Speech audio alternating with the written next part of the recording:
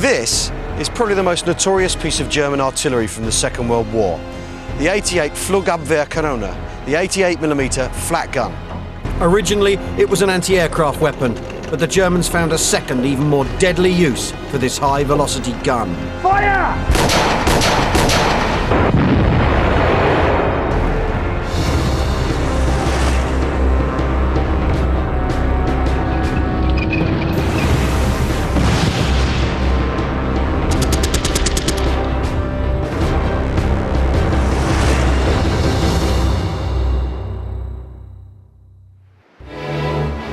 The D-Day landings had been a success. The Allies had gained the foothold they needed in France. They now faced three major problems. Firstly, the German army was hugely experienced, had excellent equipment and knew the countryside intimately.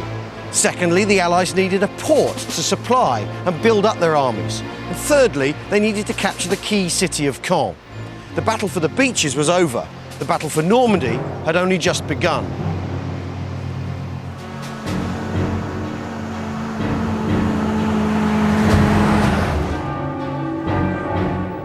Taking the historic city of Caen had been one of Monty's main objectives on D-Day, but the Allies had failed. Caen remained in German hands. Its importance lay in the fact that it controlled all the major roads in and out of Normandy. With the Germans dug in tight in Caen, the Allies looked for a back route into the city. The small town of Villers-Bocage, controlling the main road from the west into Caen, was an ideal target. Normandy, D-Day +7. British tanks and armoured vehicles thrust deep behind enemy lines in an attempt to secure the town. They were about to learn a bitter lesson. On the morning of 13th of June, forward units of the 22nd Armoured Brigade came up that road and pulled up here, at the bottom of the hill in Villers-Bocage. Now, Villers-Bocage runs up a hill. 20 miles in that direction is Caen. This town is the back door to Caen. When the British arrived, the place seemed deserted. There was no one around. So the commanding officer took A Squadron, tanks and other vehicles, up the hill to park up, have a look around. The tanks and armoured vehicles of B Squadron remained at the bottom of the hill. Amongst them was Harold Curry, the 19-year-old wireless operator of a Cromwell tank. We came into Villers-Bocage, no sign of any Germans. People came out on the streets, they threw flowers on the tank, gave us cider, and I thought, this is marvellous. Yeah. You know, I can live like this. As you would. As Harold Curry and B Squadron waited at the bottom of the hill, the tanks of A Squadron were parked up at the top. What they didn't know is they'd actually been spotted by elements of the SS Panzer Division in the area. Now, the Germans had concentrated their best armour, the dreaded Tiger tank, a generation ahead of any Allied equipment, concentrated it together and put it under their best man, Eastern Front tank ace, Michael Wittmann.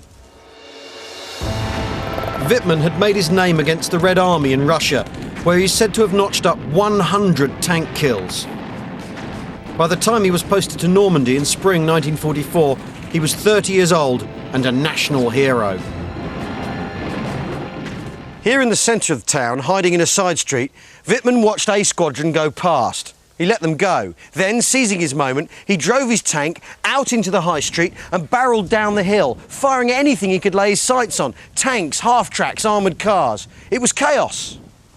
All hell was let loose. And on the radio I would hear that things were happening, there were explosions all over the town. Yeah. Buildings being knocked down. Unbelievable. As his Tiger blasted its way down the high street, Wittmann left a trail of British destruction in his wake. At the bottom of the hill, B Squadron was reeling. They were taking terrible losses. Eventually, they pulled themselves together and started to return fire. Wittmann's Tiger took a hit from a Firefly, the only tank the Allies had capable of dealing with a Tiger. So, realising he was outnumbered and possibly outgunned, he turned tail and headed back up the high street, on his way collecting a couple of other Tigers to see what damage he could do at the top of the hill to A Squadron.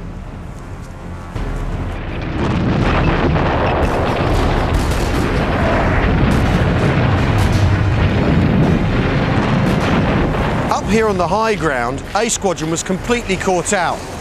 Wittmann had taken his Tigers across the fields over there and attacked from the side, just about here. he started dishing out the same sort of punishment he had down at the other end of town. 22nd Armoured Brigade was in serious trouble. Having knocked out A Squadron, Wittmann's Tigers turned back towards the centre of town. But this time, the tanks of B Squadron were waiting for him. The men at the bottom of the hill had gathered themselves together, gone round the edge of the town and formed up here in the town square for an ambush. There were more buildings here, there was more cover. They waited for Wittmann, he came down the hill, he passed that building there and they let go with everything they'd got. Eventually his Tiger was knocked out with a shot from a 6-pounder anti-tank gun at the back of his tank, its only vulnerable spot. Although his tank was out of action, Wittmann managed to escape. One of the other Tigers in B Squadron's sights wasn't so lucky. Once we saw the 88mm of a Tiger tank appearing, we fired. Yeah. And they went through the side of the front of the tank, killed the co-driver and driver. Yeah. The tank then veered out of control down the street, and in my excitement as a young man of 19, I jumped out the turret, ran round the corner. I saw hanging over the turret of the Tiger a belt and holster with a Luger pistol. I grabbed it, ran back, and that was my memento. It's a souvenir. Souvenir. Oh, extraordinary.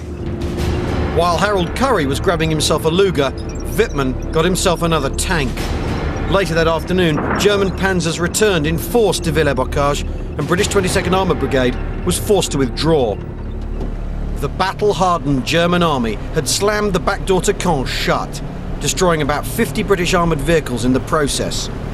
But the Allies would be able to replace their lost equipment, thanks to an ingenious British invention. Down there is the tiny coastal town of Arromanches, as Normandy seaside resort. But in 1944, it was slap bang in the middle of the Allied invasion. From those cliffs, 25 miles in that direction, is the American sector. The British and Canadian sectors stretched 25 miles in that direction. But Arromanches itself was to be the scene of what has to be one of the greatest feats of engineering of all time. After D-Day, the Allies desperately needed a port, but Cherbourg and Le Havre were still in German hands. Arromanches would be the location for a remarkable British experiment, to build an entire artificial harbour. This is one of the few places in Normandy where you get a sense of the sheer scale of what happened here in 1944, mainly because bits of it here still for you to look at. On D-Day +1, the day after D-Day, from all over the UK, parts of a giant artificial harbour started to be shipped over towards Normandy. An artificial harbour, something no one's done before or since, built in total secrecy, so secret in fact that the men working on it didn't even know what it was. Millions of tons of steel and concrete, brought together to be assembled here in a sort of giant science fiction jigsaw, an artificial harbour, a port the size of Dover. What's visible here today are the remains of 73 prefabricated concrete blocks known as the Phoenix units.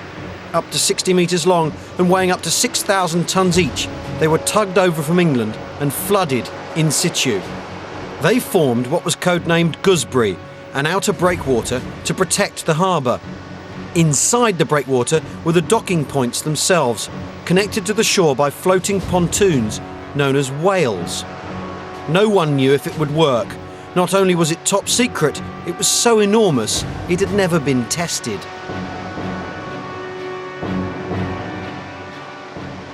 You grow up when you come to things like this. We were kids when we landed and men within, a week. In June 1944, George Batts was an 18-year-old sapper with the Royal Engineers, assigned to Mulberry Harbour.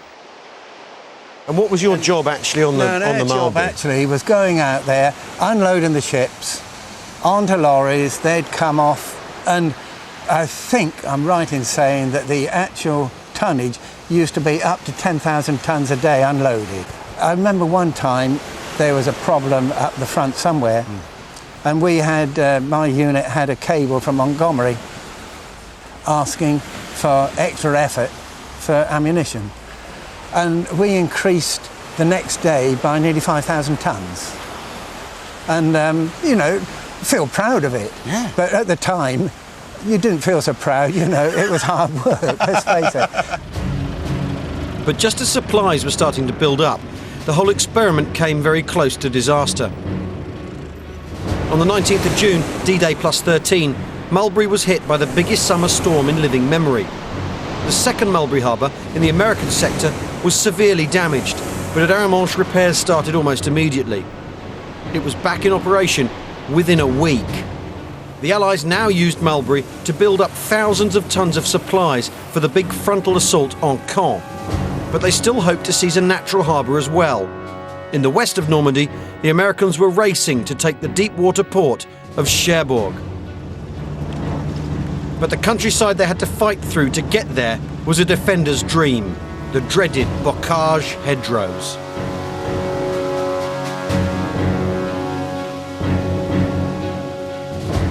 Some of these hedgerows are over 2,000 years old, planted by Celtic farmers. Over the centuries, the roots have knotted together with the earth to form these banks. In some parts of Normandy, they're up to 10 feet high. The hedgerows themselves are very thick, full of brambles. Often there's a ditch the other side. They're virtually impenetrable. Now, imagine you're an Allied patrol advancing up one of these lanes. Suddenly, you come under fire.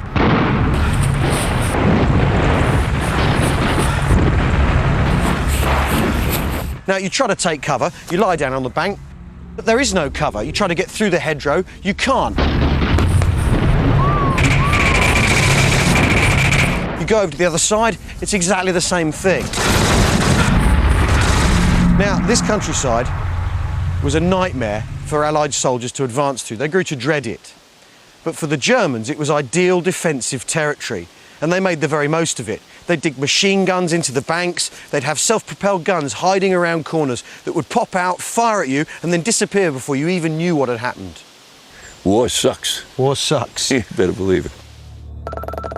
19-year-old Ed Manley was a private in the American 101st Airborne, the famous Screaming Eagles, who fought through the bocage countryside. What we had to admire about these people was they had, on either side of the hedgerow, they had a foxhole, and they didn't have to come up. They went underground from one side to the other. They would take the dirt away and spread it around. When we do a foxhole, it's part of our emplacement. But with them, it's they spread it out, so you didn't know, you couldn't see coming down the road. You couldn't see there was a hole there. So the Germans could be anywhere. And they could be either side of the hedgerow. God. You know, and it was a deterrent. It must have been pretty nerve-wracking. Yeah, because you can't get through the hedgerow. Well, you can see this stuff. Yeah. It's so damn thick. If a machine comes through, a gun, any kind of a machine gun on a set of wheels, you can't get away from it because you got a little drainage ditch, and that's it, because you can't get through the damn hedgerow. You know. So there were ambushes going on all the time. Yeah, right. And you're trying to basically attack through great defending country. It must have been. Right. It's the easiest. The defender had the advantage. Yeah. Let me put it that way. After 3 weeks of bitter fighting, losing virtually a man for every yard of ground gained, the Americans finally reached Cherbourg. But it was all for nothing. The Germans had completely destroyed the harbour facilities.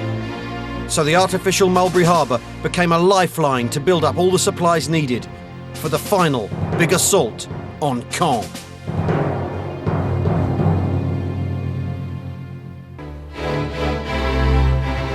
Normandy, D-Day plus 1 month.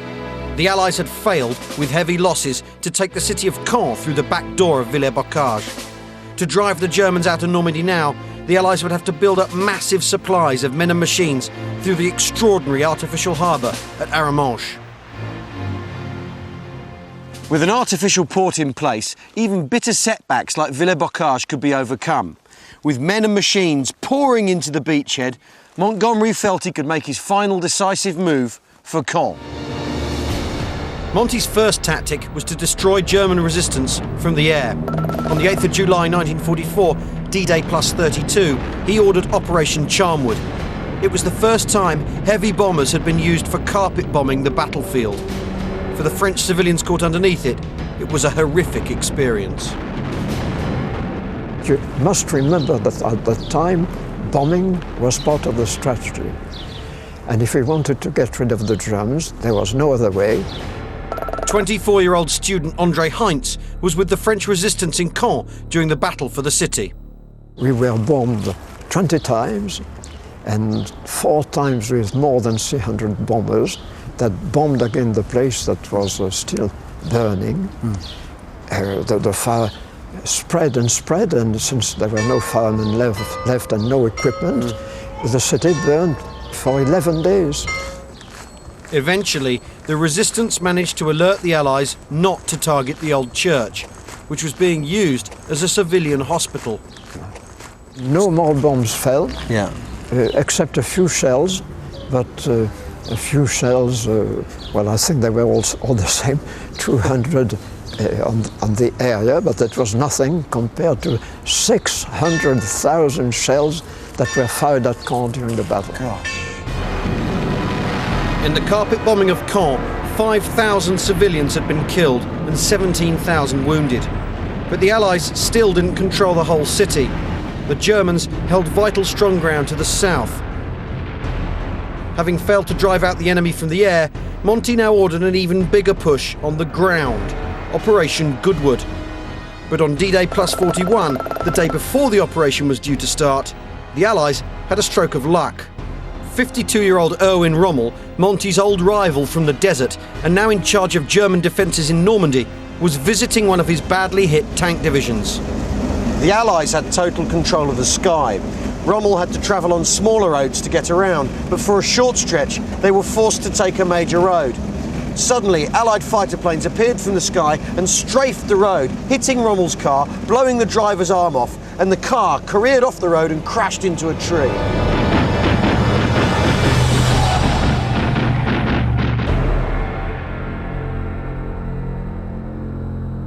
Rommel suffered serious head injuries and was out of the picture. And with the Allies about to undertake a major offensive, Operation Goodwood, the Germans were at a serious disadvantage. Having failed to take Caen with air attacks, on the 18th of July 1944, D-Day plus 42, Monty launched Operation Goodwood, the big ground assault. It opened in classic Monty style with a massive bombardment of the German positions south of the city. 1,000 Allied tanks would then charge forward in an attempt to dislodge the Germans once and for all. If the Allies were going to finally control Caen, then they had to take the vital high ground overlooking the city, the Bourguiba Ridge.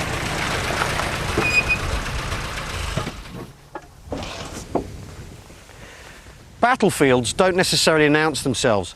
Very often they're very ordinary places, and this really is a pretty ordinary place. There's not much to look at. There's some industrial estates, some pylons. But this is actually the scene of the most crucial battle for Normandy, Operation Goodwood. Over there we have Caen, the crossroads city that Montgomery planned to pivot his entire army invading into France around. North of there we have the beachheads. Now this countryside is very different from the bocage. It's what they call perfect tank country. Wide open spaces, giant fields, room for enormous cavalry charges. And that's what Montgomery had in mind. With Operation Goodwood, he'd assembled, over there in the beachhead, 1,000 tanks, 75,000 men, ready to push on through the German lines. All they had to do was come up this hill and engage the Germans. But it's this hill that's the problem. It doesn't look like much, it's probably 30-40 metres inclined to the bottom. But this hill to a defender is a gift, especially if you're the German army, familiar with the terrain, dug in with 200 tanks and the dreaded 88mm anti-tank gun.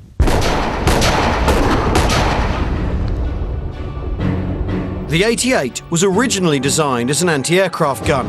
Its rate of fire was 15 rounds a minute. That's 1 round every 4 seconds. Its effective ceiling, the height at which it could hit aircraft, was 8,000 metres, 5 miles high. And its target-finding technology was way ahead of its time. A forward observation post would spot a target, then relay back to the gun the information about that target by means of a Funkmessgerät, a simple analog computer. That information would appear on these dials: speed, height, direction of the target. The crew would then match up the arrows on the dials to acquire the target with the gun. Having matched up the dials, the 10-man gun crew would then let the 88 rip at a velocity of 1,000 metres a second, 3,500 miles an hour.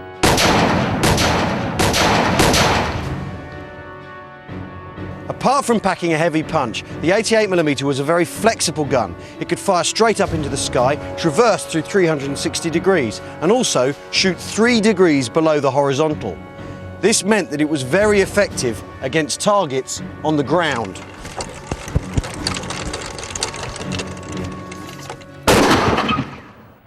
Up on Bourguiba Ridge, the man in charge of the German defences during Operation Goodwood was 33-year-old Major Hans von Luck. At the top of the hill, he found a battery of 88s pointing at the sky. He went up to the captain in charge, a Luftwaffe captain, and told him to lower his guns and start attacking the approaching tanks. The captain refused, saying his job was to shoot down aircraft. Von Luck drew his pistol and asked the captain which he'd prefer, to be shot or win a medal. The captain lowered his guns. Fire! The main thrust of Operation Goodwood was underway. 1,000 Allied tanks charged up the hill towards Bourguiba Ridge, taking heavy losses from the German Panzers and 88s. I came straight from a training regiment, and my attitude was, let's get at them. Les Dinning was an 18-year-old tank gunner with the British 7th Armoured Division, the Desert Rats. Although I came across this plane in 1944, this is the first time I've come back, and of course it's quite different to what it was then. And this was an absolute dust bowl. It was perfect for the 7th Armoured Division because they had been fighting in North Africa. Yeah, in the desert. In the desert, and in many ways it was perfect fighting ground. It may have been perfect tank country, but as the first wave of British armour advanced, the German 88s and Panzers opened up, leaving dozens of British tanks burnt out in the cornfields. You asked me, what did it feel like seeing these columns of black smoke ahead of us? If I said nothing, we felt nothing. I mean, it's a common sight. I mean, from the time that we landed on Gold Beach, you're seeing columns of smoke, you're seeing bodies lying around. During the 2 days of Operation Goodwood, the Allies lost some 400 tanks and over 5,500 men. One of the prevailing things that I remember about Normandy was the smell. Yeah. The incredible smell of putrefaction. Not only animal, but human as well. And it overrode everything, but you got used to it. Operation Goodwood had been a costly exercise, but in the city of Caen, the last of the Germans had finally been driven out. In the process, the medieval capital of Normandy had been virtually reduced to rubble. Caen was finally secured, though the city lay in ruins. The Allied plan was working, but was 6 weeks behind schedule. Now it was time for the next dramatic phase, the big push for Paris.